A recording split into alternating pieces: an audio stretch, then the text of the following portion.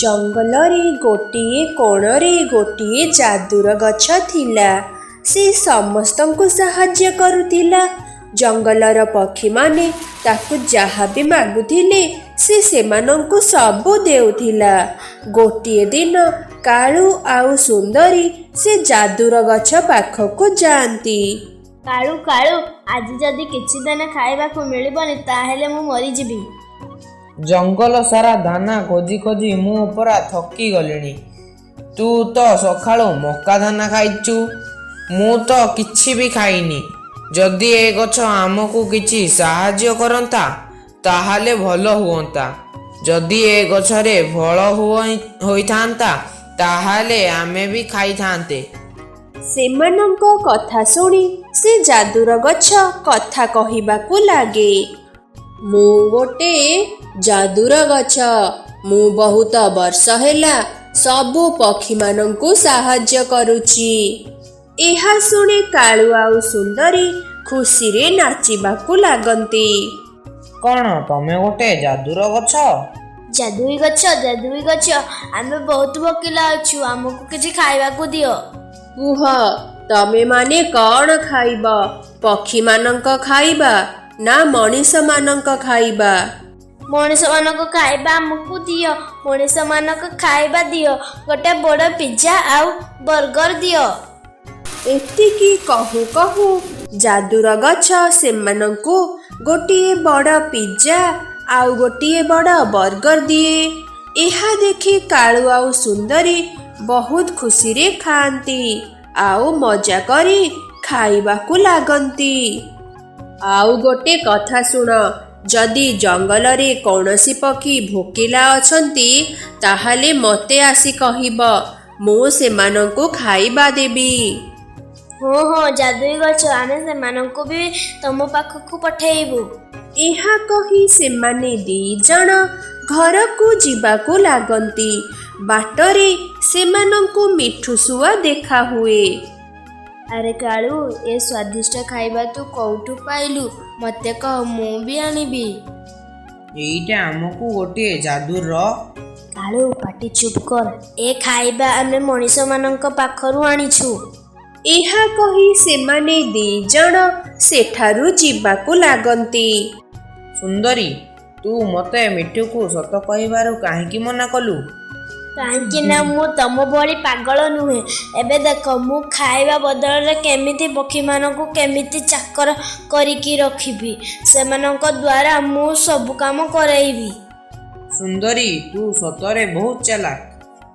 ଗୋଟିଏ ଦିନ ସୁନ୍ଦରୀ ସକାଳୁ ସକାଳୁ ଯାଦୁର ଗଛ ପାଖକୁ ଯାଏ। ଯାଦୁଇ ଗଛ, ମୋତେ କିଛି ଫଳ ଦେଇପାରିବ? ମୋ ପଡ଼ୋଶୀ ପକ୍ଷୀ ବହୁତ ଭୋକିଲା ଅଛନ୍ତି, ମୋତେ ତାଙ୍କ ପାଇଁ କିଛି ଖାଇବା ଦିଅ। ବହୁତ ଭଲ କଲୁ, ତୁ ମୋ ପାଖକୁ ଚାଲି ଆସିଲୁ। ଏତିକି କହୁ କହୁ ଯାଦୁର ଗଛ ସୁନ୍ଦରୀକୁ ବହୁତ ସାରା ଫଳ ଦିଏ। ତାପରେ ସୁନ୍ଦରୀ ସେ ଫଳ ନେଇ ଜଙ୍ଗଲକୁ ଚାଲିଯାଏ। ସୁନ୍ଦରୀ, ମୋତେ କିଛି ଫଳ ଦଉନୁ? ହଁ ଫଳ ମିଳିବ। ତୁ ଯା ମୋ ପାଇଁ ଜଙ୍ଗଲରୁ କାଠ ଆଣିକି ଆସିବୁ, ତାପରେ ମୁଁ ଯାଇ ତତେ ଫଳ ଦେବି। ଏହା ଶୁଣି ମିଠୁ ଖୁସି ହୋଇଯାଏ। ତାପରେ ସେ ଜଙ୍ଗଲକୁ ଯାଇ ଶୁଖିଲା କାଠ ହାଣିବାକୁ ଲାଗେ। ତାପରେ ସେ ଶୁଖିଲା କାଠ ନେଇ ସୁନ୍ଦରୀ ପାଖକୁ ଗଲା ଆଉ ତାକୁ ଶୁଖିଲା କାଠ ଦେଇ ମିଠା ମିଠା ଫଳ ଦେଲା। ବାଟରେ ତାକୁ ପିଙ୍କି ଚଢ଼େଇ ସହ ଦେଖା ହେଲା। ମିଠୁ ଭାଇ, ଏ ମିଠା ଫଳ ସବୁ କୋଉଠୁ ଆଣିଲ? ପିଙ୍କି, ମୁଁ ଏ ମିଠା ଫଳ ସୁନ୍ଦରୀ ପାଖରୁ ଆଣିଛି। ତୁ ବି ସୁନ୍ଦରୀ ପାଖକୁ ଯା, ସେ ତତେ ବି ମିଠା ଫଳ ଦେବ। ତାପରେ ପିଙ୍କି ସୁନ୍ଦରୀ ଘରକୁ ଯିବାକୁ ଲାଗିଲା। ସୁନ୍ଦରୀ, ମୋତେ ମିଠୁ ଭାଇ କହିଲେ ତୁ କ'ଣ ସମସ୍ତଙ୍କୁ ମିଠା ଫଳ ଦେଉଛୁ? ହଁ, ସମସ୍ତଙ୍କୁ ମିଠା ଫଳ ମିଳିବ, କିନ୍ତୁ ତା ବଦଳରେ ମୋର କିଛି କାମ କରିବାକୁ ପଡ଼ିବ। ତୋର ଯଦି ମିଠା ଫଳ ଦରକାର ତାହେଲେ ମୋ ରୋଷେଇ ଘରକୁ ଯା ଆଉ ମୋ ବାସନ ସବୁ ସଫା କର। ଏ କଥା ଶୁଣି ସୁନ୍ଦରୀ ରୋଷେଇ ଘରକୁ ଯାଏ ଆଉ ତାର ବାସନ ସବୁ ସଫା କରିବାକୁ ଲାଗେ। ତାପରେ ସୁନ୍ଦରୀ ତାକୁ ମିଠା ଫଳ ଦିଏ। ତାପରେ ଏମିତି ସବୁଦିନ ସୁନ୍ଦରୀ ସେ ଯାଦୁର ଗଛ ପାଖକୁ ଯାଏ ଆଉ ତାଠାରୁ ମିଠା ଫଳ ଆଣି ଆଉ ସବୁ ପକ୍ଷୀମାନଙ୍କୁ ଚାକର ଭଳି କାମ କରାଏ। ସୁନ୍ଦରୀ ସୁନ୍ଦରୀ ମତେ ମିଠା ଫଳ ମିଳିବ? ପ୍ରଥମେ ମୋ ଘର ପୁରା ସଫା କଲେ ତାପରେ ତତେ ଯାଇ ମିଠା ଫଳ ମିଳିବ। ଗୋଟିଏ ଦିନ ସୁନ୍ଦରୀ ଯେତେବେଳେ ମିଠା ଫଳ ଆଣିବାକୁ ଯାଦୁର ଗଛ ପାଖକୁ ଯାଉଥିଲା ସେତିକି ବେଳେ ମିଠୁ ତା ପଛେ ପଛେ ଯାଏ ଆଉ ସେ ଯେତେବେଳେ ଯାଦୁଇ ଗଛରୁ ଫଳ ଆଣେ ଏସବୁ ମିଠୁ ଦେଖିଦିଏ। ଆଚ୍ଛା, ଏ ସୁନ୍ଦରୀ ତାହେଲେ ଆମ ନାଁ କହିକି ମିଠା ଫଳ ଆଣୁଛି ଆଉ ଆମକୁ ଚାକର ଭଳି କାମ କରେଇକି ଆମକୁ ମିଠା ଫଳ ଦେଉଛି। ଏହା କହି ମିଠୁ ଜଙ୍ଗଲକୁ ଚାଲିଯାଏ ଆଉ ସବୁ ପକ୍ଷୀମାନଙ୍କୁ ଏସବୁ ବିଷୟରେ କୁହେ। ଆମେ ସମସ୍ତେ ଯିବା ଆଉ ସେ ଯାଦୁଇ ଗଛକୁ ସବୁ ସତ ସତ କହିବା। ତାପରେ ସେ ଯାଦୁଇ ଗଛ ଆମକୁ ବି ଫଳ ଦବ। ଏହା କହି ସେମାନେ ସମସ୍ତେ ସେ ଯାଦୁଇ ଗଛ ପାଖକୁ ଯାଆନ୍ତି। ଯାଦୁଇ ଗଛ ସେ ଦୁଷ୍ଟ କାଉମାନେ ଜମାରୁ ବି ଭଲ ନୁହନ୍ତି। ସେ ଆମକୁ ମିଠା ଫଳ ବଦଳରେ ତାଙ୍କ ଘରର ଚାକର ଭଳି କାମ କରଉଛନ୍ତି। ଏ ସବୁଦିନ ତମମାନଙ୍କ ନାଁ କହି ବହୁତ ସାରା ଫଳ ନେଇକି ଯାଉଛନ୍ତି। ତାପରେ ସେ ଯାଦୁର ଗଛ ସବୁ ପକ୍ଷୀମାନଙ୍କୁ ମିଠା ମିଠା ଫଳ ଦିଏ। ସମସ୍ତେ ଖୁସି ଖୁସି ଫଳ ନେଇ ଘରକୁ ଚାଲିଯାଆନ୍ତି। ଆରେ କାଳୁ, ଆଜି କ'ଣ କେହି ବି ମୋ ପାଖକୁ ମିଠା ଫଳ ନେବାକୁ ଆସିଲେନି? ଲାଗୁଛି ସେମାନଙ୍କୁ ଦାନା ମିଳିଯାଇଛି। ମାମା ମୋର ଆଜି ବର୍ଗର ଖାଇବାକୁ ଇଚ୍ଛା ହେଉଛି। ମତେ ବର୍ଗର ଆଣିକି ଦିଅ। କାଳୁ, ଚାଲ ଆମେ ସେ ଯାଦୁଇ ଗଛରୁ ଜଗୁ ପାଇଁ ବର୍ଗର ଆଣିକି ଆସିବା। ଏହା କହି ସେମାନେ 2 ଜଣ ଯାଦୁର ଗଛ ପାଖକୁ ଯାଆନ୍ତି। ଯାଦୁଇ ଗଛ ସେ ପିଙ୍କି ଚଢ଼େଇ ବର୍ଗର ଖାଇବ ବୋଲି ମାଗୁଛି। ତମେ ଜଲ୍ଦି ଆମକୁ ବର୍ଗର ଦିଅ। ତୁମେମାନେ ମିଛ କଥା କହି ମୋଠୁ ଫଳ ନେଉଛ ଆଉ ପକ୍ଷୀମାନଙ୍କୁ ଚାକର କରି କାମ କରାଉଛ। ମୁଁ ତମମାନଙ୍କୁ ଜମାରୁ ଛାଡ଼ିବିନି। ଏହା କହି ସେ ଯାଦୁର ଗଛ ସେ 2 ଜଣଙ୍କୁ ବାଡ଼େଇବାକୁ ଲାଗେ। ସେମାନେ ମାଡ଼ ଖାଇ ସେଠାରୁ ଦୌଡ଼ିକି ପଳାନ୍ତି। ପିଙ୍କି ଚଢ଼େଇ ମିଠା ଫଳ ନେଇ ଘରକୁ ଯାଉଥିଲା। ବାଟରେ ତାକୁ ସୁନ୍ଦରୀ ଦେଖା ହୁଏ। ପିଙ୍କି, ତୁ ଗୋଟେ କାମ କରେ, ତୁ ଏ ଦାନା ନେଇଯା ଆଉ ମତେ ସେ ମିଠା ଫଳ ଦେଇଦେ। ସୁନ୍ଦରୀ, ମୁଁ ଏ ମିଠା ଫଳ ମୋ ଝିଅ ପାଇଁ ନେଇକି ଯାଉଛି। ମୋ ଝିଅ ମିଠା ଫଳ ଖାଇକି କ'ଣ କରିବ? ମୋ ଯୋଗୁଁ ମିଠା ଫଳ ଖାଇଲେ ଭଲ ପାଠ ପଢ଼ିବ ଆଉ ବଡ଼ ଚାକିରି କରି ମତେ ପଇସା ଦବ। ଯେମିତି ତୋ ପୁଅ ମିଠା ଫଳ ଖାଇଲେ ଚାକିରି କରିବ ସେମିତି ମୋ ଝିଅ ବି ମିଠା ଫଳ ଖାଇଲେ ଭଲ ଚାକିରି କରିବ। ମୁଁ ବି ଦେଖିବି ତୋ ଝିଅ ମିଠା ଫଳ ଖାଇଲେ କେମିତି IAS ଅଫିସର ହେଇଯାଉଛି। ତାପରେ ପିଙ୍କି ଚଢ଼େଇ ତା ମିଠା ଫଳ ନେଇ ଘରକୁ ଯାଏ ଆଉ ସୁନ୍ଦରୀ ବି ଘରକୁ ଚାଲିଯାଏ। ନେ ଝିଅ, ମନ ଭରିକି ମିଠା ଫଳ ଖା। ନାଇଁ ମା, ମୁଁ ଏବେ ଖାଇବିନି। ମୋର ଆଉ ଟିକେ ହୋମୱାର୍କ ବାକି ଅଛି। ମୁଁ ହୋମୱାର୍କ କରିସାରିବା ପରେ ଖାଇବି। ଖାଇବା ଠିକ୍ ସମୟରେ ଖା। ତୁ ବହୁତ ଝଡ଼ି ଗଲୁଣି। କ'ଣ କରିବି ମା, ମୋର ତ ବହୁତ ସାରା ପାଠ ଅଛି। ମତେ ପଢ଼ିବାକୁ ପଡ଼ିବ। ଅଗୁ ସେପଟେ ତା ମା ଆଣିଥିବା ଦାନାକୁ ଫୋପାଡ଼ି ଦିଏ।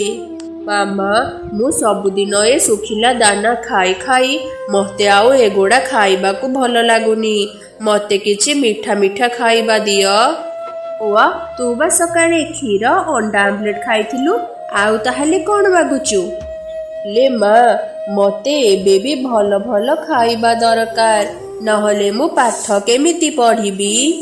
ଏମିତି ଦିନ ପରେ ଦିନ ବିତିବାକୁ ଲାଗିଲା। ସେପଟେ ଜଗୁ ପାଠ ନ ପଢ଼ି ତା ସାଙ୍ଗମାନଙ୍କ ସହ ଖେଳିବାକୁ ଲାଗିଲା ଆଉ ଏପଟେ ଗୁଡ଼ିଆ ମନ ଲଗାଇ ପାଠ ପଢ଼େ। ଜଗୁର ସ୍କୁଲ ବ୍ୟାଗ୍ ଫାଟି ଯାଇଥିଲା। ସେ ତା ମାଆକୁ କୁହେ, ମାମା ମାମା ମୋ ସ୍କୁଲ ବ୍ୟାଗ ଫାଟି ଯାଇଛି, ମତେ ନୂଆ ସ୍କୁଲ ବ୍ୟାଗ ଆଣିକି ଦିଅ। ଆରେ ପିଙ୍କି ଚଢ଼େଇ ଝିଅ ପାଖରେ ନୂଆ ସ୍କୁଲ ବ୍ୟାଗ ଅଛି, ମୁଁ ଆଜି ଦେଖିଥିଲି। ତୁ ଆଜି ରାସ୍ତାରେ ତା ଠାରୁ ଭିଡ଼ିକି ଆଣିବୁ ଭାରି। ହଉ ଠିକ ଅଛି ମାମା, ମୁଁ ସେମିତି ହିଁ କରିବି। ବଢିଆ ମଜା ଆସିବ, ଛଡ଼େଇକି ଆଣିଲେ ବଢିଆ ମଜା ଆସିବ। ଗୁଡ଼ିଆ ସ୍କୁଲରୁ ଘରକୁ ଫେରୁଥିଲା, ସେତିକି ବେଳେ ଜଗୁ ତାକୁ ବାଟରେ ରୋକିଦିଏ। ଅଗୁ, ମତେ କଣ ପାଇଁ ରୋକିଲୁ? ମତେ ଘରକୁ ଯିବାକୁ ଦେ, ଘରକୁ ଯାଇ ମୁଁ ହୋମୱାର୍କ କରିବି। ହା ହା ହା, ମୋ ମାମା କହୁଥିଲା ତୁ ପାଠ ପଢିକି ତୋ ମା ଭଳି ଗରିବ ହୋଇକି ରହିବୁ। ହଁ, ସେଇଟା ସମୟ କହିବ। ଦେ ମତେ ତ ସ୍କୁଲ ବ୍ୟାଗ ଦେ। ଦେବିନି, ତାହେଲେ ମତେ ଭିଡ଼ିକି ନେବାକୁ ପଡ଼ିବ। ଅଗୁ ଗୁଡ଼ିଆ ପାଖକୁ ଯାଇ ତା ସ୍କୁଲ ବ୍ୟାଗ ଭିଡ଼ିକି ଆଣେ ଭାରି, ଆଉ ତା ବହି ବାହାର କରି ତାକୁ ତଳକୁ ଫୋପାଡ଼ି ଦିଏ। ଜଗୁ, ଇଏ ତୁ କଣ କରୁଛୁ? ମୋ ବହି ଚିରିଯିବ। ଅଗୁ ଗୁଡ଼ିଆର ସ୍କୁଲ ବ୍ୟାଗ ନେଇ ସେଠାରୁ ଚାଲିଯାଏ, ଆଉ ତାର ଫଟା ବ୍ୟାଗ ସେଇଠି ଥୋଇକି ପଳାଏ। ଗୁଡ଼ିଆ ତାର ବହି ସବୁ ସେ ଫଟା ବ୍ୟାଗରେ ରଖି ସେଠାରୁ ଚାଲିଯାଏ। ଗୁଡ଼ିଆ, ତୋର କଣ ହେଲା? ତୁ କାନ୍ଦୁଛୁ କଣ ପାଇଁ? ଆଉ ତୋ ବ୍ୟାଗ କେମିତି ଫାଟିଲା? ମାମା, ସେ ଜଗୁ ମୋ ନୂଆ ବ୍ୟାଗ ଭିଡ଼ିକି ନେଇଗଲା, ଆଉ ତା ପୁରୁଣା ବ୍ୟାଗ ଛାଡ଼ିକି ଚାଲିଗଲା। ହଉ ତୁ କାନ୍ଦେନି, ମୁଁ ସେ ସୁନ୍ଦରୀ ପାଖକୁ ଯାଉଛି। ଏହା କହି ପିଙ୍କି ସୁନ୍ଦରୀ ପାଖକୁ ଯିବାକୁ ଲାଗେ। ସୁନ୍ଦରୀ, ଜଗୁ କୁଆଡ଼େ ଗଲା? ଓ ପୁଅ ଘରେ ଅଛି, କଣ ହେଲା? ଜଗୁ ମୋ ଝିଅର ନୂଆ ବ୍ୟାଗ ଆଣିଛି ଭାରି, ସେ ତା ପୁରୁଣା ବ୍ୟାଗ ଥୋଇକି ମୋ ଝିଅର ନୂଆ ବ୍ୟାଗ ଭିଡ଼ିକି ନେଇଗଲା। ଏହା ଶୁଣି ସୁନ୍ଦରୀ ଜୋର ଜୋରରେ ହସିବାକୁ ଲାଗେ। ଜଗୁ କେତେ ଚାଲାକ, ଫଟା ବ୍ୟାଗ ତୋ ଝିଅକୁ ଦେଇଦେଲା। ପିଙ୍କି, ତୋ ଝିଅ ପାଠ ପଢିକି କଣ କରିବ? ତାର ନୂଆ ବ୍ୟାଗ କଣ ହେବ?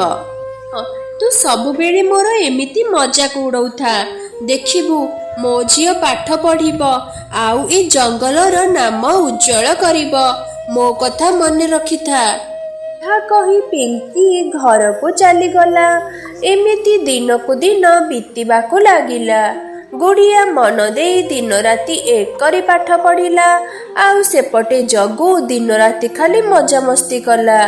ଏମିତି ଗୋଟିଏ ଦିନ ଜଗୁ ଗୁଡ଼ିଆର ବ୍ୟାଗରୁ ବହି ନେଇ ନଦୀରେ ଫୋପାଡ଼ି ଦେଲା। ମୋ ବହି କୁଆଡ଼େ ଗଲା? ସାର୍ ସାର୍, ମୋ ବହି କିଏ ନେଇଗଲା? ମୋ ବ୍ୟାଗରେ ବହି ନାହିଁ। ସମସ୍ତଙ୍କୁ ପଚାରନ୍ତି, କିନ୍ତୁ କେହି ବି କିଛି କୁହନ୍ତିନି। ସାର୍, ଆମେ ତା ବହି ନେଇନୁ, ତା ମା ନୂଆ ବହି କିଣିକି ଦେଇପାରିବ। ତାପରେ ଗୁଡ଼ିଆ ଘରକୁ ଚାଲି ଆସେ। କଣ ହେଲା ଝିଅ? କଣ ଆଜି ପୁଣି ଥରେ ଜଗୁ ତତେ ହଇରାଣ କଲା? ମାମା, ଆଜି କିଏ ମୋ ବ୍ୟାଗରୁ ବହି ଚୋରିକି ନେଇଗଲା। କୋଉ ବହି ଚୋରେଇକି ନେଇଗଲା ଝିଅ? ମାମା, ମୋର ସବୁ ବହି କିଏ ଚୋରେଇକି ନେଇଗଲା। ଆଗକୁ ମୋର ପରୀକ୍ଷା ଅଛି, ମୁଁ ଏବେ କଣ କରିବି? କାନ୍ଦେନି ଝିଅ, କାନ୍ଦିଲେ କିଛି ହବନି, ରହ ମୁଁ କିଛି କରୁଛି। ପିଙ୍କି ଚଢ଼େଇ ଆଲମିରା ଖୋଲେ। ଆଲମିରା ଭିତରେ ଅଳ୍ପ କିଛି ପଇସା ଥିଲା। ପିଙ୍କି ସେ ପଇସା ନେଇ ବାହାରକୁ ଯାଏ। ସେ ସିଧା ବଣ୍ଟିପାରା ପାଖକୁ ଯାଏ।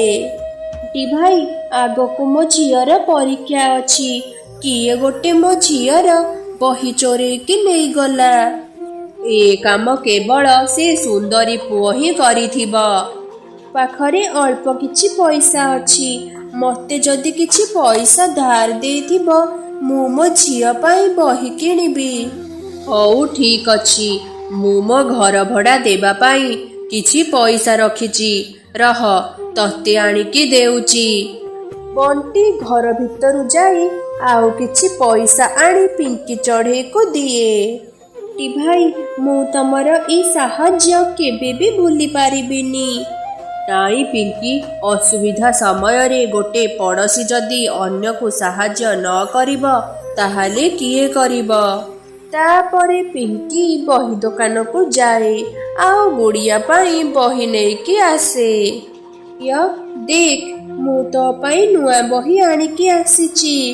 ମାମା, ମୁଁ ଜାଣିଛି ତମ ପାଖରେ ପଇସା ନଥିଲା, ତାହେଲେ ତମେ ବହି କିଣିବା ପାଇଁ ପଇସା କୋଉଠୁ ଆଣିଲ? ତୁ ସେ କଥା ଛାଡ଼, ଏଇନେ ବହି, ବସିକି ପାଠ ପଢ଼େ। ଏହା ଶୁଣି ଗୁଡ଼ିଆ ବହୁତ ଖୁସି ହୋଇଯାଏ। ଯିଏ ପାଠ ପଢ଼ିବାକୁ ଚାହିଁବ ତାକୁ କେହି ବି ରୋକି ପାରିବେନି। ଗୁଡ଼ିଆ ମନ ଦେଇ ପାଠ ପଢ଼ିବାକୁ ଲାଗେ।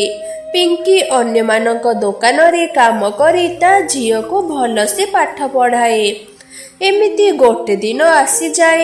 ଗୁଡ଼ିଆ ଭଲ ପାଠ ପଢ଼ି ପରୀକ୍ଷାରେ ଟପ୍ପର ହୁଏ। ଆଉ ସେପଟେ ଜଗୁ 1 ନମ୍ବର ଚୋର ହୋଇଯାଇଥିଲା। ସେ ଅନ୍ୟମାନଙ୍କ ଘରେ ପଶି ଚୋରି କରୁଥିଲା। ଗୁଡ଼ିଆ ଭଲରେ ପାଠ ପଢ଼ି ଡାକ୍ତର ହୋଇଗଲା ଆଉ ଜଙ୍ଗଲରେ ଗୋଟେ ହସ୍ପିଟାଲ କଲା। ଆଣ୍ଟି ଭାଇ, ଏଇ ନିଅ ତମ ପଇସା।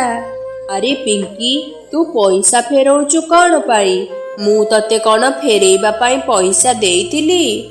ଆଣ୍ଟି ଭାଇ, ତମେ ଯଦି ସେଦିନ ମୋତେ ବହି କିଣିବା ପାଇଁ ପଇସା ଦେଇନଥାନ୍ତ, ତାହେଲେ ମୋ ଝିଅ ଆଜି ପାଠ ପଢ଼ିକି ଡାକ୍ତର ହୋଇପାରିନଥାନ୍ତା।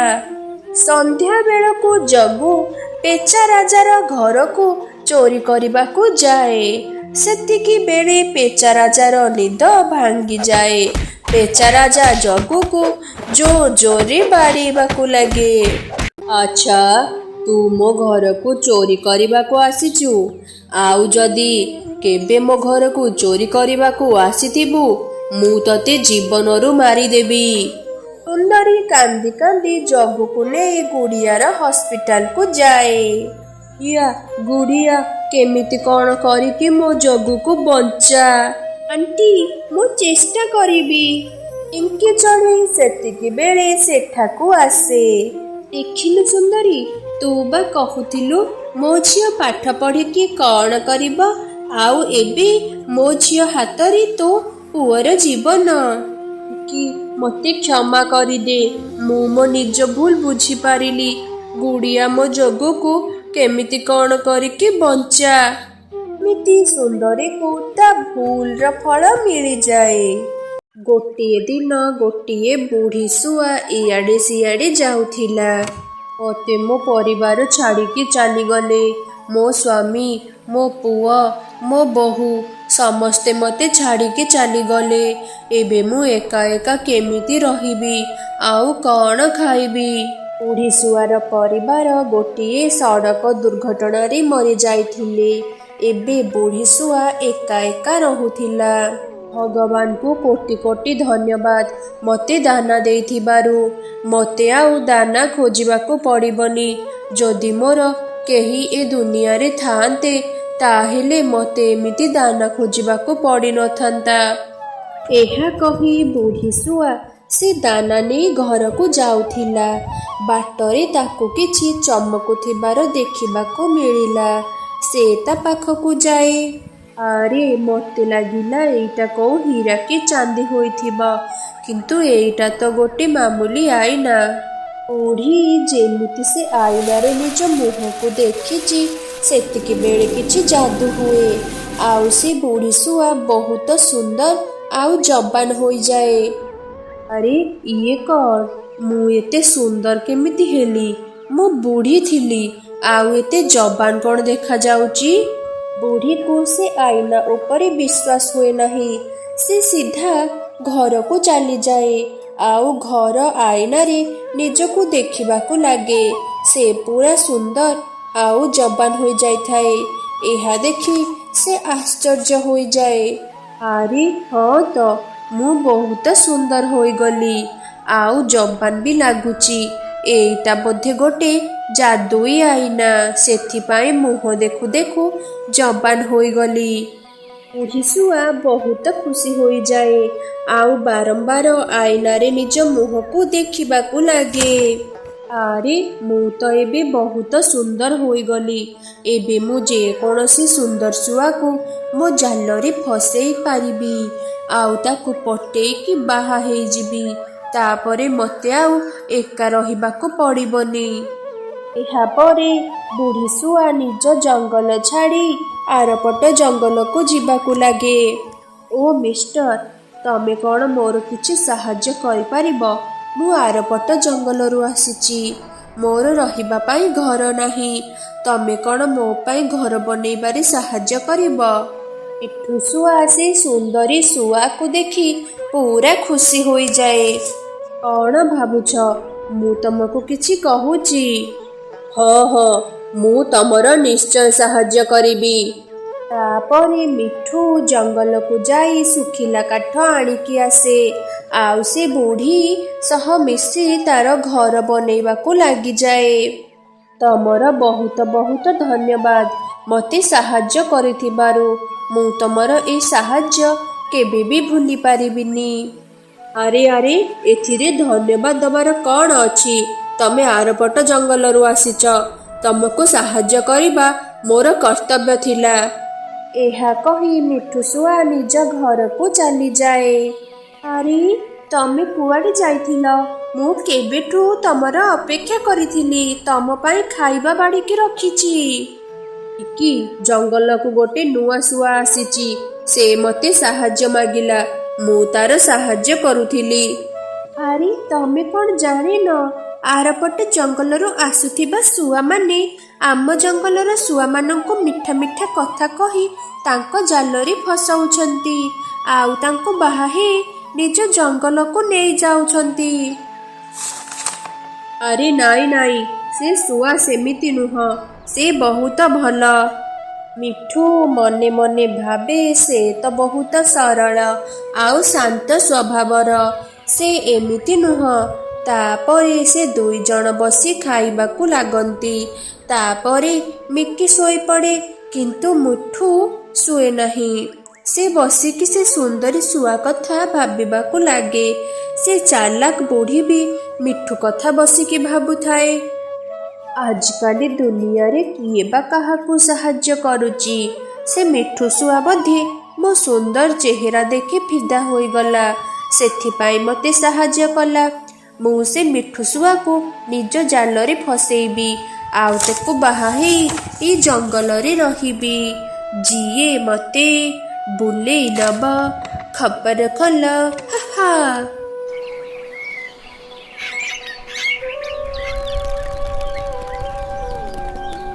ସକାଳୁ ସକାଳୁ ସେ ବୁଢ଼ୀ ଶୁଆ ଆସି ମିଠୁ ସହ କଥା ହେବାକୁ ଲାଗେ। ଆରେ, ଇଏ ତ ସେଇ ଶୁଆ ଲାଗୁଛି କାଲି ମିଠୁ ଯାହାର ସାହାଯ୍ୟ କରିଥିଲେ। ଆଜି ଇଏ ଏଠାକୁ କ'ଣ ପାଇଁ ଆସିଛି? ଆଉ ମୋ ମିଠୁ ସହ କ'ଣ କଥା ହେଉଛି? ଲାଗୁଛି ଇଏ ବୋଧେ ମୋ ମିଠୁକୁ ତା ଜାଲରେ ଫସାଉଛି। ଆରେ ମିକି ଭଉଣୀ, କ'ଣ ହେଲା? କ'ଣ ଏମିତି ମନେ ମନେ କଥା ହେଉଛ? ପିଙ୍କି, ଦେଖୁନୁ ସେ ଚାଲାକ ଶୁଆ ସବୁବେଳେ ମୋ ସ୍ୱାମୀ ପଛରେ ପଡ଼ିଛି। ସେ ସବୁଦିନ ମୋ ସ୍ୱାମୀ ସହ ଖାଲି ମିଠା ମିଠା କଥା ହେଉଛି। ହଁ, ମୁଁ ବି କାଲି ମିଠୁ ଭାଇକୁ ଏ ଶୁଆ ସହ କଥା ହେଉଥିବାର ଦେଖିଥିଲି। ତମେ ମିଠୁ ଭାଇକୁ ବୁଝାଅ, ତାଙ୍କର ବାହାଘର ହୋଇଯାଇଛି। ସେ ଆଉ କୌଣସି ଶୁଆ ସହ କଥା ନ ହୁଅନ୍ତୁ। କିଛି ସମୟ ଭିତରେ ମିଠୁ ଶୁଆ ଘରକୁ ଆସେ। ମିଠୁ, ମୁଁ ତୁମକୁ ମନା କରିଥିଲି ଟି ସେ ଚାଲାକ ଶୁଆ ସହ କଥା ହେବନି ବୋଲି। ସେ ତୁମକୁ ମିଠା ମିଠା କଥା କହି ଫସାଉଛି, କିନ୍ତୁ ତମେ ମୋ କଥା କିଛି ବି ଶୁଣୁନ। ଆରେ, ଇଏ ତୁ କ'ଣ କହୁଛୁ? ସିଏ ତ ମୋ ସାଙ୍ଗ। ମୁଁ ତା ସହ କଥା ହେଲେ କ'ଣ ହେଇଗଲା? ନା, ତମେ ତା ସହ କଥା ହେବନି। ତମେ ମୋ ସହ କଥା ହୁଅ। ତମେ ମୋତେ ବାହା ହେଇଛ। ତମେ ଅନ୍ୟ ଶୁଆମାନଙ୍କ ସହ କେମିତି କଥା ହେଇପାରିବ? ଚାଲାକ ସେ ନୁହଁ, ଚାଲାକ ତୁ, ଯିଏକି ସବୁବେଳେ ମୋ ଉପରେ ନଜର ରଖୁଛି। ସେ ମୋ ସାଙ୍ଗ ମଲ୍ଲି। ମୁଁ ତା ସହ କଥା ହେବି। ତୁ ମୋତେ ରଖିପାରିବୁନି। ମିଠୁ ଶୁଆ ରାଗି ଯାଇ ବାହାରକୁ ଚାଲିଯାଏ। ଏ ମିଠୁକୁ କ'ଣ ହୋଇଗଲା? ଇଏ ଆଗରୁ କେବେ ବି ମୋ ସହ ଏମିତି କଥା ହୋଇନାହାନ୍ତି। ଇଏ ସେ ଚାଲାକ ଶୁଆ କଥାରେ ପଡ଼ି ମୋ ସହ ଏମିତି ବ୍ୟବହାର କରୁଛନ୍ତି। ଏହା ଭାବି ମିକି କାନ୍ଦିବାକୁ ଲାଗେ। ଏମିତି କିଛି ଦିନ ବିତିଯାଏ। ମିଠୁ ସେ ଶୁଆର ଜାଲରେ ଫସି ଯାଇଥିଲା ଆଉ ତାକୁ ବାହା ହେବ ବୋଲି କହିଲା। ଜଲ୍ଦି ଜଲ୍ଦି ମୋର ଖାଲି ବାହାଘରଟା ହୋଇଯାଉ, ତାପରେ ମୋତେ ଆଉ କାମ କରିବାକୁ ପଡ଼ିବନି। ମୋ ବୁଢ଼ୀକୁ ଟିକେ ଆରାମ ମିଳିବ। ଯାଦୁର ଆଇନା ମୋ ଭାଗ୍ୟ ବଦଳେଇ ଦେଲା। ଗୋଟିଏ ଦିନ ଅଚାନକ ବର୍ଷା ହେବା ଆରମ୍ଭ ହୋଇଯାଏ। ପକ୍ଷୀମାନେ ଇଆଡ଼େ ସିଆଡ଼େ ଯିବାକୁ ଲାଗନ୍ତି। ଆରେ ଇଏ କ'ଣ? ମୋ ଘର ଜୋର ଜୋରରେ ହଲିଲାଣି। ଯଦି ମୋ ଘର ଭାଙ୍ଗିଯିବ ତାହେଲେ ମୁଁ କ'ଣ କରିବି? ପବନ ଯୋଗୁଁ ସେ ଘର ଜୋର ଜୋରରେ ହଲିବାକୁ ଲାଗେ ଆଉ ହଠାତ୍ ତଳେ ପଡ଼ିଯାଏ। ଆରେ ଲାଗୁଛି କାହାର ଘର ତଳେ ଭାଙ୍ଗି ପଡ଼ିଗଲା। ଇଏ ଆଉ ସେ ମଲ୍ଲିଶୁଆର ଘର ନାହିଁ ତ? ନା ନା, ମୋତେ ଯିବାକୁ ପଡ଼ିବ ଆଉ ତାର ସାହାଯ୍ୟ କରିବାକୁ ପଡ଼ିବ। ଆରେ ମୋ ଆଇନା କୁଆଡ଼େ ଗଲା? ମୋ ଆଇନା ଭାଙ୍ଗିଗଲାନି ତ? ବୁଢ଼ୀକୁ ତା ଆଇନା ମିଳିଯାଏ। ଭଗବାନଙ୍କୁ ବହୁତ ବହୁତ ଧନ୍ୟବାଦ। ମୋ ଆଇନା ଭାଙ୍ଗିନି, ନହେଲେ ମୋ ସତ ସମସ୍ତଙ୍କ ସାମ୍ନାକୁ ଆସିଥାନ୍ତା ଭାରି।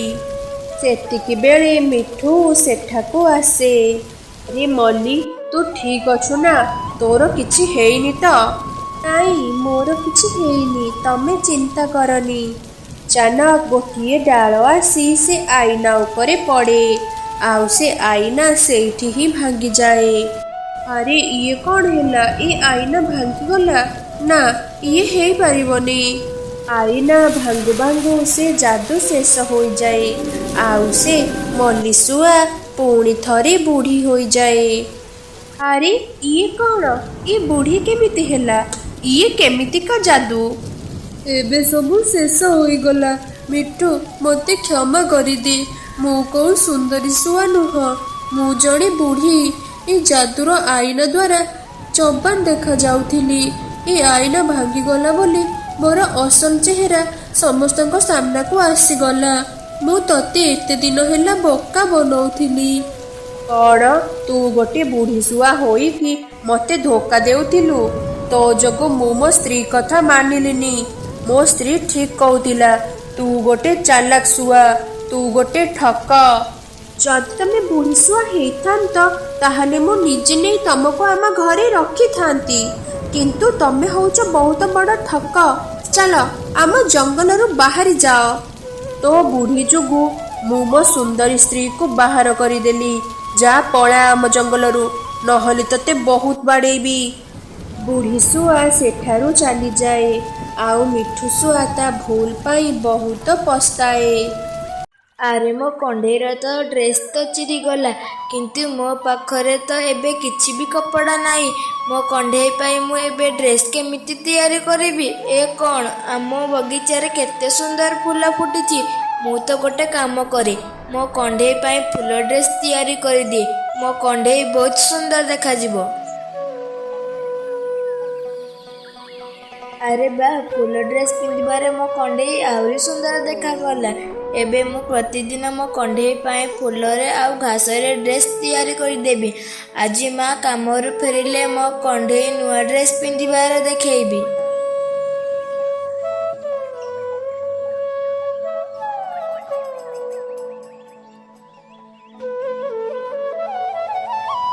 ମାମା, କାମରୁ ଫେରିଲ? ମୁଁ ମୋ କଣ୍ଢେଇ ପାଇଁ ଫୁଲରେ କେତେ ସୁନ୍ଦର ଡ୍ରେସ୍ ତିଆରି କରିଦେଇଛି। ଆସ ମାମା, ମୋ କଣ୍ଢେଇକୁ ଗୀତ ଗାଇ ଶୁଆଇ ଦେବ।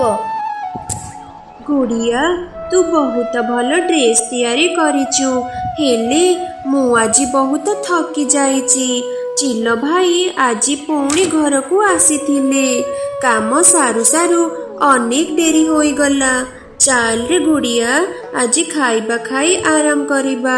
କାଲି ମୁଁ ତ କଣ୍ଢେଇକୁ ଗୀତ ଗାଇକି ଶୁଆଇ ଦେବି। ମୋତେ କ୍ଷମା କରିଦିଅ ମା, ତୁମେ ଏତେ ଥକି ଯାଇଛ ଆଉ ମୁଁ ତୁମକୁ ମୋ ସହ ଖେଳିବାକୁ କହୁଥିଲି। ଘର ଚଳିବା ପାଇଁ ତୁମେ ଅନେକ ପରିଶ୍ରମ କରୁଛ। ଚାଲ ମା, ଆମେ ଖାଦ୍ୟ ଖାଇବା। ତାପରେ ପିଙ୍କି ଆଉ ଗୁଡ଼ିଆ ଦୁହେଁ ମିଶି ଖାଇବା ଖାଇଲେ। ସକାଳ ହେବା ପରେ କାଉ ଚଢ଼େଇକୁ ଡାକିଲା। ପିଙ୍କି, ପିଙ୍କି, ଶୀଘ୍ର କବାଟ ଖୋଲ। କ'ଣ ହେଲା କାଉ ଭାଇ? ଏତେ ସକାଳୁ ସକାଳୁ ମୋ ଘରକୁ ଆସିଲ ଯେ? ପିଙ୍କି, ତୋ ସୁମି ବଞ୍ଚିଥିବା ବେଳେ ଏ ଘରକୁ ବନ୍ଧା ପକାଇ ମୋ ଠାରୁ ଅନେକ ଟଙ୍କା ଧାର ନେଇଥିଲା। ଆଜି ଯାଏ ତୁ ଗୋଟେ ବି ଟଙ୍କା ସୁଝିନୁ। ମୋତେ ଶୀଘ୍ର ମୋ ଟଙ୍କା ଦେ, ନହେଲେ ନିଜ ଝିଅକୁ ଧରି ଏ ଘର ଛାଡ଼ି ପଳା। କାଉ ଭାଇ, ଏବେ ମୋ ପାଖରେ ଟଙ୍କା ନାହିଁ। ମୋତେ ଆଉ କିଛି ଦିନ ସମୟ ଦିଅ। ମୁଁ ସତ କହୁଛି, ମୁଁ ତୁମର ସବୁ ଟଙ୍କା ସୁଝିଦେବି। କେବଳ 3 ଦିନ, ଆଠାରୁ ବେଶୀ ସମୟ ମୁଁ ତତେ ଆଉ ଦେଇପାରିବିନି। ଏଇ 3 ଦିନରେ ମୋର ସବୁ ଟଙ୍କା ସୁଝିଦେ, ନହେଲେ ଏଇ ଘରକୁ ମୋତେ ଦେଇ ଏ ଜଙ୍ଗଲ ଛାଡ଼ି ଚାଲିଯା।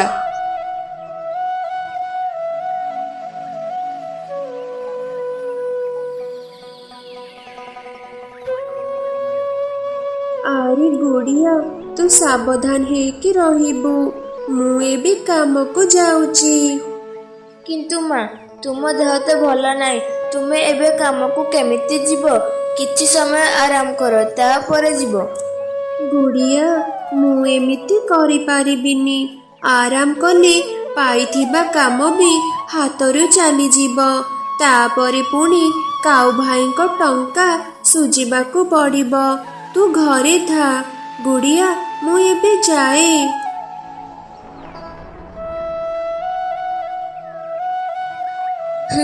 ହେ ଭଗବାନ, ମୋ ମାଙ୍କୁ ଶକ୍ତି ଦିଅ। ମାମା ଅନେକ ପରିଶ୍ରମ କରୁଛନ୍ତି। ମୁଁ ମୋ ମାମାଙ୍କ କଷ୍ଟ ଆଉ ଦେଖିପାରୁନି। ଟଙ୍କା ରୋଜଗାର କରିବାର କିଛି ରାସ୍ତା ଦେଖାଇ ଦିଅ ଭଗବାନ।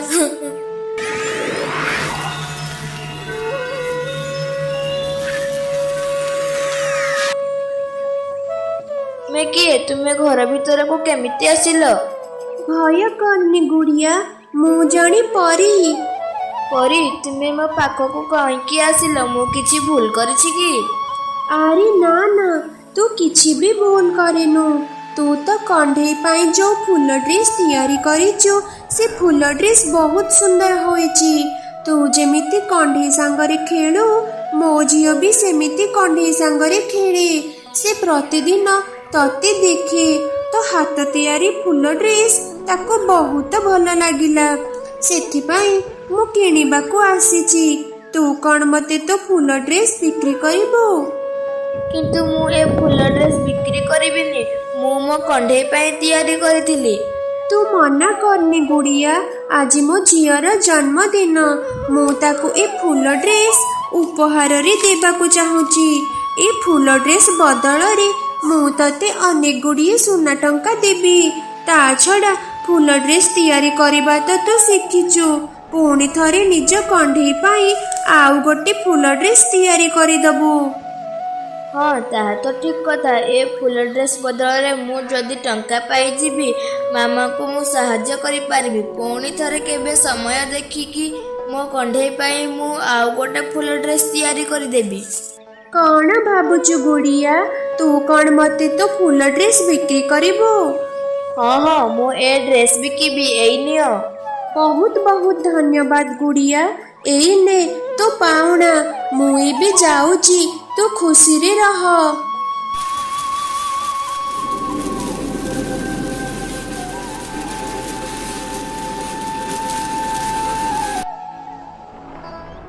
ଏମିତି ପରି ଗୁଡ଼ିଆକୁ ଅନେକ ସୁନା ଟଙ୍କା ଦେଲା ପରେ ସେଠାରୁ ଚାଲିଗଲା। ଗୁଡ଼ିଆ ସେଥିରୁ କିଛି ସୁନା ଟଙ୍କା ନେଇ କାଉମାନଙ୍କ ଘରକୁ ଗଲା।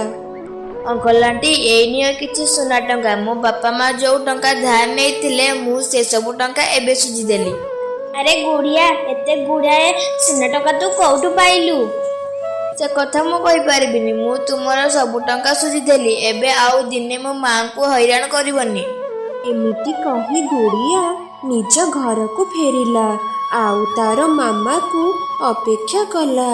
ତାର ମାମା ଘରକୁ ଫେରିଲା ପରେ ଗୁଡ଼ିଆ ତା ମାମାକୁ ସବୁ ଘଟଣା କହିଲା। ମୋ ଛୋଟ ଝିଅଟା କେତେ ବଡ଼ ହୋଇଗଲାଣି। ମାର କଷ୍ଟ ଦୂର କରିଦେଲା। ମୁଁ ଆଜି ବହୁତ ଖୁସି। ତୁ ସବୁବେଳେ ଭଲରେ ରହ। ମାମା, ଏବେ ଆଉ କିଛି ବି କଷ୍ଟ କାମ କରନି। ତୁମେ ଆରାମ କର। ମୁଁ କିଛି ସୁନା ଟଙ୍କା ବିକ୍ରି କରି ତୁମ ପାଇଁ ଔଷଧ ଆଣିଦେଉଛି। ତୁମେ ପୁରାପୁରି ସୁସ୍ଥ ହେଲା ପରେ ହିଁ ଯାଇ ଆମେ ଏକ ବ୍ୟବସାୟ ଆରମ୍ଭ କରିବା। ଏମିତି ଗୁଡ଼ିଆ ତା ମାମା ପାଇଁ ଔଷଧ ଆଣିଲା। ପିଙ୍କି ଏବେ ଔଷଧ ଖାଇ ଆରାମ କଲା। କିଛି ଦିନ ପରେ ପୁରାପୁରି ସୁସ୍ଥ ହୋଇଗଲା। ତାପରେ ସେମାନେ ଗୋଟିଏ ବ୍ୟବସାୟ ଆରମ୍ଭ କରି ଅନେକ ଧନୀ ହୋଇଗଲେ। ଏସବୁ ଦେଖି ଦିନେ ଦୁଇ କାଉ ସୁଯୋଗ ଦେଖି ଗୁଡ଼ିଆକୁ ନିଜ ଘରକୁ ଟେକି ନେଲେ। ଏ କ'ଣ କାଉ ଆଣ୍ଟି କାଉ ଅଙ୍କଲ, ମୋତେ କାହିଁକି ତମ ଘରକୁ ଆଣିଲ? ମୋତେ ଛାଡ଼ିଦିଅ, ମୁଁ ମୋ ମା ପାଖକୁ ଯିବି। ହଁ, ତତେ ତ ଆମେ ଛାଡ଼ିଦେବୁ। ତା ଆଗରୁ ଆମକୁ ସତ କଥା କହ, ତମେ ମାନେ ଏତେ ଗୁଡ଼ା ସୁନା ଟଙ୍କା କୋଉଠୁ ପାଇଲ? ଯଦି ନ କହିଲୁ ଆମେ ତତେ ଆଉ ଛାଡ଼ିବୁନି, ତତେ ସାରା ଜୀବନ ବନ୍ଦୀ କରି ଏଇ ଘରେ ରଖିବୁ। ଭୟରେ ଗୁଡ଼ିଆ କାଉମାନଙ୍କୁ ସବୁ ଘଟଣା କହିଦେଲା। ଦୁଇ କାଉଙ୍କ ମନରେ ଲୋଭ ଆସିଗଲା। ମୁଁ ତ ସବୁ କଥା କହିଦେଲି, ଏବେ ମୋତେ ଛାଡ଼ିଦିଅ, ମୁଁ ମୋ ମା ପାଖକୁ ଯିବି। ତତେ ଛାଡ଼ିଦେଲେ ଆମେ ଟଙ୍କା କେମିତି ପାଇବୁ? ଆରେ ଶୁଣ ସୁନ୍ଦରୀ, ତୁ ଏ ଗୁଡ଼ିଆ ପାଖରେ ଥା, ମୁଁ ଯାଉଛି ଅନେକ ଗୁଡ଼ିଏ ଫୁଲ ନେଇକି ଆସିବି। ତାପରେ କାଉ ବଗିଚାରୁ ଅନେକ ଗୁଡ଼ିଏ ଫୁଲ ଆଣି ଗୁଡ଼ିଆକୁ କହିଲା, ଏଇଲେ ଫୁଲ, ଆଉ ଶୀଘ୍ର ଶୀଘ୍ର ଫୁଲର ଡ୍ରେସ୍ ତିଆରି କର। ନା, ମୁଁ କିଛି ବି କରିବିନି। ତୁମେ ଫୁଲ ଡ୍ରେସ୍ ନେଇ କ'ଣ କରିବ? ଆମେ ବି ତୋ ପରୀକୁ ଫୁଲ ଡ୍ରେସ୍ ବିକ୍ରି କରି ଅନେକ ସୁନା ଟଙ୍କା ଆଣିବୁ। ତୁ ଯଦି ଆମ କାମକୁ ନ କରିବୁ, ତୁ ଆଉ ଦିନେ ତୋ ମାମାକୁ ଦେଖିପାରିବୁନି। ନା ନା, ମୋ ମାମାର କିଛି ବି କ୍ଷତି କରନି। ତୁମେ ଯାହା କହିବ ମୁଁ ସବୁ ତିଆରି କରିବି। ଏମିତି ଗୁଡ଼ିଆ ଫୁଲର ଡ୍ରେସ୍ ତିଆରି କରିବା ଆରମ୍ଭ କରିଦେଲା। ସେପଟେ ପିଙ୍କି ଚଢ଼େଇ ଚାରିଆଡ଼େ ତା ଝିଅକୁ ଖୋଜୁଥିଲା। ଝିଅକୁ ନ ପାଇ ସେ ଅନେକ କାନ୍ଦୁଥିଲା। ସେହି ସମୟରେ ପରୀ ତା ପାଖକୁ ଆସିଲା। ଆରେ ପିଙ୍କି, ତୋ ଝିଅ କୋଉଠି ଅଛି? ଆଉ ତୁ ଏମିତି କାନ୍ଦୁଛୁ କ'ଣ ପାଇଁ? ଅନେକ ସମୟ ହୋଇଗଲାଣି, ମୁଁ ମୋ ଗୁଡ଼ିଆକୁ ଖୋଜିକି ପାଉନି। ସେ କୋଉଠି ଅଛି? ମୁଁ ତାକୁ କେମିତି ଖୋଜିବି? ମୁଁ କିଛି ବି ବୁଝିପାରୁନି। କାନ୍ଦିନି ଚଢ଼େଇ, ମୁଁ ଏବେ ଦେଖୁଛି ତୋ ଝିଅ କୋଉଠି ଅଛି। ତାପରେ ପରୀ ଧ୍ୟାନ କଲା ଆଉ ଜାଣିଲା ଗୁଡ଼ିଆ କାଉମାନଙ୍କ ଘରେ ଅଛି। ସମସ୍ତେ କାଉମାନଙ୍କ ଘରକୁ ଗଲେ। ଏ କ'ଣ ପରୀ, ତୁମେ ମୋ ପାଖକୁ ଆସିଛ? ଏଇ ଦେଖ, କେତେ ଗୁଡ଼ିଏ ଫୁଲ ଡ୍ରେସ୍ ମୁଁ ତୁମ ପାଇଁ ତିଆରି କରିଛି। ଏସବୁ ନେଇ ଏବେ ମୋତେ ସୁନା ଟଙ୍କା ପୁରସ୍କାର ଦିଅ। ମୁଁ ତତେ ଏବେ ପୁରସ୍କାର ନୁହଁ, ଶାସ୍ତି ଦେବି। ଗୁଡ଼ିଆକୁ କଷ୍ଟ ଦେବା ପାଇଁ ତମମାନଙ୍କର ସାହସ କେମିତି ହେଲା? ମୁଁ ତମମାନଙ୍କୁ ଛାଡ଼ିବିନି। ଏମିତି ରାଗି ପରୀ ଦୁଇ କାଉଙ୍କୁ ଦୁଇଟି ଫୁଲ ଗଛ କରିଦେଲା। ପରୀ, ଆମକୁ ଏତେ ବଡ଼ ଶାସ୍ତି ଦିଅନି। ଆମର ଭୁଲ ହୋଇଗଲା, ଆମକୁ କ୍ଷମା କରିଦିଅ। ଆମେ ଆଉ କେବେ ବି ଗୁଡ଼ିଆକୁ ହଇରାଣ କରିବୁନି। ନା, ତମେମାନେ ଭୁଲ କରିଛ ମାନେ ତମେମାନେ ଶାସ୍ତି ଭୋଗ କର। ଚାଲ ସମସ୍ତେ ଏଠୁ ଯିବା।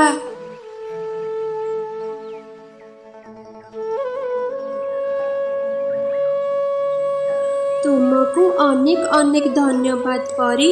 ତୁମ ପାଇଁ ମୁଁ ଆଜି ମୋ ଝିଅକୁ ଫେରି ପାଇଲି। ଆରେ ପିଙ୍କି, ଏଥିରେ ଧନ୍ୟବାଦ ଦେବାର କିଛି ନାହିଁ। ଦିନେ ତ ଝିଅ ମୋ ଝିଅର ବହୁତ ବଡ଼ ଉପକାର କରିଥିଲା। କାଳୁ ଆଉ ସୁନ୍ଦରୀର ଘର ପାଖରେ ବଣ୍ଟିପାରାର ଆମ୍ବ ବଗିଚା ଥିଲା। ତା ଗଛରେ ମିଠା ମିଠା ପାଚିଲା ଆମ୍ବ ହୋଇଥିଲା। ସେଥିପାଇଁ ଜଙ୍ଗଲର ପକ୍ଷୀମାନେ ତା ପାଖକୁ ଆମ୍ବ ଖାଇବାକୁ ଆସୁଥିଲେ। କାଳୁ, ଏ ମିଠା ମିଠା ଆମ୍ବ ବାସ୍ନାରେ ମୋ ନାକ କ'ଣ ହୋଇଯାଉଛି। ଇଚ୍ଛା ହେଉଛି ଏବେ ଯାଇକି ସବୁ ଆମ୍ବ ଖାଇଦେବି। ହଁ ସୁନ୍ଦରୀ, ମୋର ବି ଆମ୍ବ ଖାଇବାକୁ ଇଚ୍ଛା ହେଉଛି। କିନ୍ତୁ ସେ ବଣ୍ଟି ଏବେ ତ ତାର ବଗିଚାରେ ଥିବ। ଯଦି ଆମେ ଏବେ ଚୋରି କରିବାକୁ ଯିବା, ତାହେଲେ ଧରା ପଡ଼ିଯିବା। ରାତି ହେଉ, ଆମେ ଯାଇକି ସବୁ ଆମ୍ବ ଚୋରେଇକି ଆଣିବା ଭାରି। ନାଇଁ କାଳୁ, ମୋର ଏବେ ଆମ୍ବ ଖାଇବାକୁ ଇଚ୍ଛା ହେଉଛି। ମୋତେ ତମେ ଆମ୍ବ ଆଣିକି ଦିଅ। ସୁନ୍ଦରୀ, ତୁ ଗୋଟେ କାମ କରେ, ବଣ୍ଟିକୁ କିଛି ନା କିଛି ବାହାନା କରି ଏଠାକୁ ଡାକେ ଆଉ ତା ସହ କଥା ହ। ମୁଁ ସେତିକି ବେଳେ ଯାଇକି କିଛି ଆମ୍ବ ଆଣିକି ଆସିବି ଭାରି। ନାଇଁ କାଳୁ, ଯଦି ତମେ ଆମ୍ବ ଚୋରି କଲା ବେଳେ ଧରା ପଡ଼ିଯିବ ତାହେଲେ ବହୁତ ମାଡ଼ ଖାଇବ। ଆରେ ସୁନ୍ଦରୀ, ତୁ ବେକାରଟାରେ ଚିନ୍ତା କରୁଛୁ। ତୁ ସେ ବଣ୍ଟିକୁ ଡାକି ତା ସହ କଥା ହ। ମୁଁ ସେତିକି ବେଳେ ଆମ୍ବ ଚୋରେଇକି ଆଣିବି ଭାରି। ତାପରେ ସୁନ୍ଦରୀ ଘର ବାହାରକୁ ଆସି ମିଛି ମିଛିକା କାନ୍ଦିବାକୁ ଲାଗେ। ବଣ୍ଟି ଭାଇ ଜଲ୍ଦି ଏଠାକୁ ଆସ। ମୋ ଘରେ ସାପ ପଶି ଯାଇଛି, ଜଲ୍ଦି ତାକୁ ବାହାର କର। ଏହା ଶୁଣି ବଣ୍ଟି ତା ପାଖକୁ ଆସେ। କଣ ହେଲା ସୁନ୍ଦରୀ? କୋଉଠି ସାପ କହ ମତେ। ବଣ୍ଟି ଭାଇ ସାପ ଘର ଭିତରେ ଅଛି, ଜଲ୍ଦି ଘରକୁ ଯାଇ ସାପ ବାହାର କର। ଏହା ଶୁଣି ବଣ୍ଟି ଗୋଟେ ବଡ଼ ବାଡ଼ି ଧରି ଘର ଭିତରକୁ ଯାଏ ଆଉ ସାପକୁ ଖୋଜିବାକୁ ଲାଗେ। ସେପଟେ କାଳୁ ବଣ୍ଟି ଗଛରୁ ବହୁତ ସାରା ଆମ୍ବ ତୋଳିବାକୁ ଲାଗେ। ବହୁତ ସମୟ ସାପ ଖୋଜିବା ପରେ ବଣ୍ଟି ବାହାରକୁ ଆସେ। ସୁନ୍ଦରୀ, ଘର ଭିତରେ ସାପ ନାହିଁ। ଲାଗୁଛି ମୁଁ ଆସିବା ଡରରେ ସେ ଏଠାରୁ ପଳେଇଲା। ମୁଁ ଏବେ ମୋର ବଗିଚାକୁ ଯାଉଛି, ନହେଲେ ସେପଟେ ପକ୍ଷୀମାନେ ମୋ ଆମ୍ବ ଚୋରେଇକି ନେଇଯିବେ।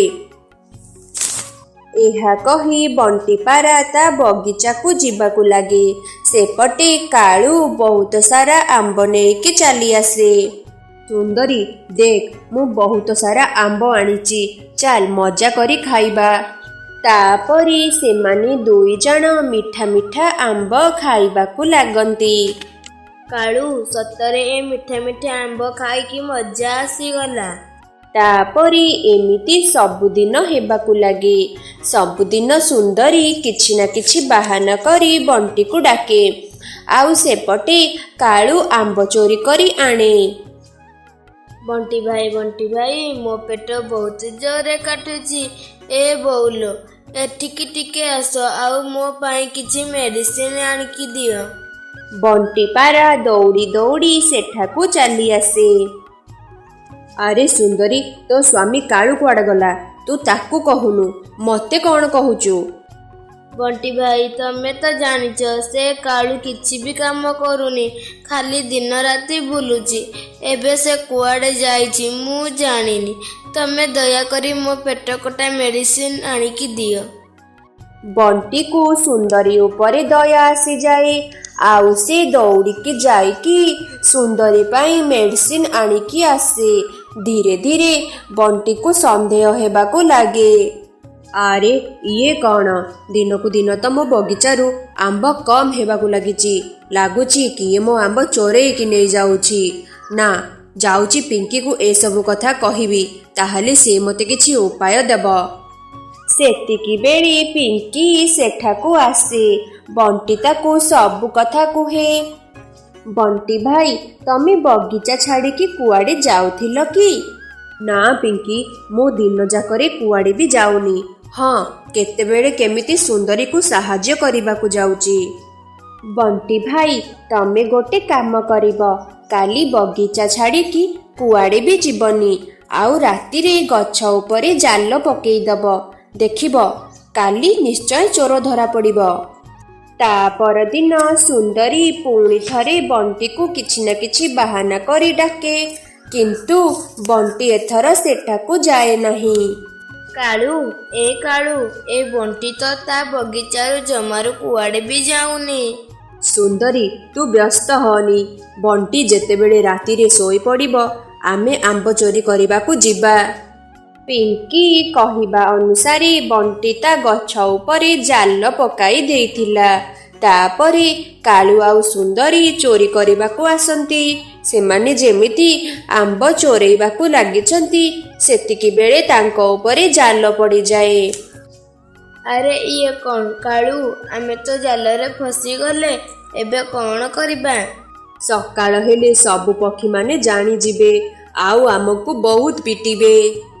ସେତିକି ବେଳେ ପିଙ୍କି ଆଉ ବଣ୍ଟି ପାରା ସେଠାକୁ ଚାଲି ଆସନ୍ତି। ଧର, ଏ ଚୋରମାନଙ୍କୁ ଧର। କିଏ କୋଉଠି ଅଛ? ଆସରେ ଆସ, ଏ ଚୋରମାନଙ୍କୁ ଧର। बंटी भाई आमको क्षमा कर दियो। आमे आउ एमिति भूल केबे भी करिबुनी। एथर आमको क्षमा कर दियो। आहेले तमे दी जण एते दिन हेला मो आंब बगीचारू चोरी करुथिल? हाँ बंटी भाई आमे कथा दउचु आउ केबे भी एमिति भूल करिबुनी। हौ ठीक अछि बंटी भाई, एथर तमे एमानंकु क्षमा करि दियो। आउ केबे एमिति जदि भूल करिथिब ताहाले तमको बाड़े कि जंगलरू बाहर करिदबु। एमिति बंटी पारा सेमानंकु क्षमा करिदिए। सेही दिन ठारू काळू आउ सुंदरी जमारू भी चोरी करती नाही। पिंकी चढ़ी मीठा फल नहीं घर को जाउथिला। बाटरे ताकू सुंदरी देखा हुए। पिंकी तू गोटे काम करे, तू ए दाना नहीं जा आउ मते से मीठा फल दे दे। सुंदरी मुई मीठा फल मो झियो पाई लेकी जाउची। मो झियो मीठा फल खाई कि कौन करिब? मो जोगो मीठा फल खाइले भल पाठ पढ़िब आउ बड़ चाकरी करी मते पैसा दब। मिति तो पुआ मीठा फल खाइले चाकरी करिब, सेमिति मो झियो भी मीठा फल खाइले भल चाकरी करिब। तू भी देखिबी तो झियो मीठा फल खाइले केमिति आईएएस ऑफिसर हेई जाउची। तापरे पिंकी चढ़े ता मीठा फल नहीं घर को जाए आओ सुंदरी भी घर को चली जाए। ले झियो मन भरी की मीठा फल खा। नहीं माँ मुई भी खाइबिनी, मोर आउ टिके होमवर्क बाकी अछि। मो होमवर्क करि सारिबा परे खाइबी। या खाइबा ठीक समय रे खा, तू बहुत झड़ी गलुणी। कौन करिबी माँ, मोर तो बहुत सारा पाठ अछि, मते पढ़िबा को पड़िब। अगु सेपटे ता माँ आनिथिबा दाना को फोपाड़ी दिए। मामा मु सबुदिन ए सुखिला दाना खाई खाई मते आउ एगोड़ा खाइबा को भल लागुनी। मते किछि मीठा मीठा खाइबा दियो। ओआ तू बा सकाळे क्षीर अंडा आमलेट खाइथिलु, आउ ताहाले कोन मागुचु? ले माँ मते एबे भी भल भल खाइबा दरकार, नहले मु पाठ केमिति पढ़िबी। मिति दिन परे दिन बीतिबाको लागिला। सेपटे जगु पाठ न पढ़ी ता सांग मानक सह खेलिबाको लागिला। आउ एपटे गुड़िया मन लगाई पाठ पढ़े। जगुर स्कूल बैग फाटी जाइथिला। से ता माँ को कहे, मामा मामा मो स्कूल बैग फाटी जाइची, मते नुआ स्कूल बैग आनिकी दियो। अरे पिंकी चढ़े झियो पाखरे नुआ स्कूल बैग अछि, मु आज देखिथिली। तू आज रास्ता रे ता ठारू भिड़िकी आनिबु भारी। हौ ठीक अछि मामा, मु सेमिति ही करिबी, बढ़िया मजा आसीब। छड़ेकी आनिले बढ़िया मजा आसीब। गुड़िया स्कूल रो घर को फेरुथिला। सेतिके बेले जगु ताको बाटरे रोकी दिए। अगु मते कौन पाई रोकिलु? मते घर को जीवाकु दे, घर को जाई मु होमवर्क करिबी। हा हा हा मो मामा कहूतिला तू पाठ पढ़िकी तो माँ भली गरीब होइकी रहिबु। हाँ सेटा समय कहिब। दे मते तो स्कूल बैग दे। हाँ देबिनी, आहले मते भिड़िकी नेबाकू पड़िब। अगु गुड़िया पाखकू जाई ता स्कूल बैग भिड़िकी आने भारी। आउ ता बही बाहर करी ताकू तळकू फोपाड़ी दिए। जगु ये तू कौन करुचु? मो बही चिरी जीव। अगु गुड़ियार स्कूल बैग नहीं सेठारू चली जाए। आउ तार फटा बैग सेठी थोइकी पଳାए। गुड़िया तार बही सबू से फटा बैग रे रखी सेठारू चली जाए। गुड़िया तोर कौन हैला? तू कांदुचु कौन पाई? आउ तो बैग केमिति फाटिला? मामा से जगु मो नुआ बैग भिड़िकी नहीं गला, आउ तो पुराना बैग छाड़िकी चली गला। औ तू कांदिनी, मु से सुंदरी पाखकू जाउची। ठा कही पिंकी सुंदरी पाखकू जीवाकू लागे। दरी जगु कुआड़े गला? ओ पुआ घरे अछि, कौन हैला? जगु मो झियर नुआ बैग आनिची भारी, से ता पुराना बैग थोइकी मो झियर नुआ बैग भिड़िकी नहीं गला। ଏହା ଶୁଣି ସୁନ୍ଦରୀ ଜୋର ଜୋରରେ ହସିବାକୁ ଲାଗେ। ଜଗୁ କେତେ ଚାଲାକ, ଫଟା ବ୍ୟାଗ ତୋ ଝିଅକୁ ଦେଇଦେଲା। ପିଙ୍କି, ତୋ ଝିଅ ପାଠ ପଢିକି କ'ଣ କରିବ? ତାର ନୂଆ ବ୍ୟାଗ କ'ଣ ହେବ? ତୁ ସବୁବେଳେ ମୋର ଏମିତି ମଜାକ ଉଡଉଥା। ଦେଖିବୁ ମୋ ଝିଅ ପାଠ ପଢିବ ଆଉ ଏ ଜଙ୍ଗଲର ନାମ ଉଜ୍ଜଳ କରିବ। ମୋ କଥା ମନେ ରଖିଥା। ଏହା କହି ପିଙ୍କି ଘରକୁ ଚାଲିଗଲା। ଏମିତି ଦିନକୁ ଦିନ ବିତିବାକୁ ଲାଗିଲା। ଗୁଡ଼ିଆ ମନ ଦେଇ ଦିନ ରାତି ଏକ କରି ପାଠ ପଢିଲା। ଆଉ ସେପଟେ ଜଗୁ ଦିନ ରାତି ଖାଲି ମଜାମସ୍ତି କଲା। ଏମିତି ଗୋଟିଏ ଦିନ ଜଗୁ ଗୁଡ଼ିଆର ବ୍ୟାଗରୁ ବହି ନେଇ ନଦୀରେ ଫୋପାଡ଼ି ଦେଲା। ମୋ ବହି କୁଆଡ଼େ ଗଲା? ସାର୍ ସାର୍, ମୋ ବହି କିଏ ନେଇଗଲା? ମୋ ବ୍ୟାଗରେ ବହି ନାହିଁ। ସମସ୍ତଙ୍କୁ ପଚାରନ୍ତି କିନ୍ତୁ କେହି ବି କିଛି କୁହନ୍ତିନି। ସାର୍, ଆମେ ତା ବହି ନେଇନୁ। ତା ମା ନୂଆ ବହି କିଣିକି ଦେଇପାରିବ। ତାପରେ ଗୁଡ଼ିଆ ଘରକୁ ଚାଲି ଆସେ। କ'ଣ ହେଲା ଝିଅ? କ'ଣ ଆଜି ପୁଣି ଥରେ ଜଗୁ ତତେ ହଇରାଣ କଲା? ମାମା, ଆଜି କିଏ ମୋ ବ୍ୟାଗରୁ ବହି ଚୋରିକି ନେଇଗଲା। କୋଉ ବହି ଚୋରେଇକି ନେଇଗଲା ଝିଅ? ମାମା, ମୋର ସବୁ ବହି କିଏ ଚୋରେଇକି ନେଇଗଲା। ଆଗକୁ ମୋର ପରୀକ୍ଷା ଅଛି। ମୁଁ ଏବେ କ'ଣ କରିବି? କାନ୍ଦିନି ଝିଅ, କାନ୍ଦିଲେ କିଛି ହବନି। ରହ, ମୁଁ କିଛି କରୁଛି। ପିଙ୍କି ଚଢ଼େଇ ଆଲମିରା ଖୋଲେ। ଆଲମିରା ଭିତରେ ଅଳ୍ପ କିଛି ପଇସା ଥିଲା। ପିଙ୍କି ସେ ପଇସା ନେଇ ବାହାରକୁ ଯାଏ। ସେ ସିଧା ବଣ୍ଟିପାରା ପାଖକୁ ଯାଏ। ଭାଇ, ଆଗକୁ ମୋ ଝିଅର ପରୀକ୍ଷା ଅଛି। କିଏ ଗୋଟେ ମୋ ଝିଅର ବହି ଚୋରେଇକି ନେଇଗଲା। ଏ କାମ କେବଳ ସେ ସୁନ୍ଦରୀ ପୁଅ ହିଁ କରିଥିବ। ପାଖରେ ଅଳ୍ପ କିଛି ପଇସା ଅଛି। ମୋତେ ଯଦି କିଛି ପଇସା ଧାର ଦେଇଥିବ, ମୁଁ ମୋ ଝିଅ ପାଇଁ ବହି କିଣିବି। ହଉ ଠିକ୍ ଅଛି, ମୁଁ ମୋ ଘର ଭଡ଼ା ଦେବା ପାଇଁ କିଛି ପଇସା ରଖିଛି। ରହ, ତତେ ଆଣିକି ଦେଉଛି। ବଣ୍ଟି ଘର ଭିତରୁ ଯାଇ ଆଉ କିଛି ପଇସା ଆଣି ପିଙ୍କି ଚଢ଼େଇକୁ ଦିଏ। ଭାଇ, ମୁଁ ତମର ଏଇ ସାହାଯ୍ୟ କେବେ ବି ଭୁଲି ପାରିବିନି। ନାଇଁ ପିଙ୍କି, ଅସୁବିଧା ସମୟରେ ଗୋଟେ ପଡ଼ୋଶୀ ଯଦି ଅନ୍ୟକୁ ସାହାଯ୍ୟ ନ କରିବ ତାହେଲେ କିଏ କରିବ? ତାପରେ ପିଙ୍କି ବହି ଦୋକାନକୁ ଯାଏ ଆଉ ଗୁଡ଼ିଆ ପାଇଁ ବହି ନେଇକି ଆସେ। ଦେଖ, ମୁଁ ତୋ ପାଇଁ ନୂଆ ବହି ଆଣିକି ଆସିଛି। ମାମା, ମୁଁ ଜାଣିଛି ତମ ପାଖରେ ପଇସା ନଥିଲା। ତାହେଲେ ତମେ ବହି କିଣିବା ପାଇଁ ପଇସା କୋଉଠୁ ଆଣିଲ? ତୁ ସେ କଥା ଛାଡ଼, ଏଇନେ ବହି, ବସିକି ପାଠ ପଢ଼େ। ଏହା ଶୁଣି ଗୁଡ଼ିଆ ବହୁତ ଖୁସି ହୋଇଯାଏ। ଯିଏ ପାଠ ପଢ଼ିବାକୁ ଚାହିଁବ ତାକୁ କେହି ବି ରୋକି ପାରିବେନି। ଗୁଡ଼ିଆ ମନ ଦେଇ ପାଠ ପଢ଼ିବାକୁ ଲାଗେ। ପିଙ୍କି ଅନ୍ୟମାନଙ୍କ ଦୋକାନରେ କାମ କରି ତା ଝିଅକୁ ଭଲସେ ପାଠ ପଢ଼ାଏ। ଏମିତି ଗୋଟେ ଦିନ ଆସିଯାଏ। ଗୁଡ଼ିଆ ଭଲ ପାଠ ପଢ଼ି ପରୀକ୍ଷାରେ ଟପ୍ପର ହୁଏ। ଆଉ ସେପଟେ ଜଗୁ 1 ନମ୍ବର ଚୋର ହୋଇଯାଇଥିଲା। ସେ ଅନ୍ୟମାନଙ୍କ ଘରେ ପଶି ଚୋରି କରୁଥିଲା। ଗୁଡ଼ିଆ ଭଲରେ ପାଠ ପଢ଼ି ଡାକ୍ତର ହୋଇଗଲା ଆଉ ଜଙ୍ଗଲରେ ଗୋଟେ ହସ୍ପିଟାଲ କଲା। ଭାଇ, ଏଇ ନିଅ ତମ ପଇସା। ଆରେ ପିଙ୍କି, ତୁ ପଇସା ଫେରଉଛୁ କ'ଣ ପାଇଁ? ମୁଁ ତତେ କ'ଣ ଫେରେଇବା ପାଇଁ ପଇସା ଦେଇଥିଲି? ଭାଇ, ତମେ ଯଦି ସେଦିନ ମୋତେ ବହି କିଣିବା ପାଇଁ ପଇସା ଦେଇନଥାନ୍ତ, ତାହେଲେ ମୋ ଝିଅ ଆଜି ପାଠ ପଢ଼ିକି ଡାକ୍ତର ହୋଇପାରିନଥାନ୍ତା। ସନ୍ଧ୍ୟା ବେଳକୁ ଜଗୁ ପେଚା ରାଜାର ଘରକୁ ଚୋରି କରିବାକୁ ଯାଏ। ସେତିକି ବେଳେ ପେଚା ରାଜାର ନିଦ ଭାଙ୍ଗିଯାଏ।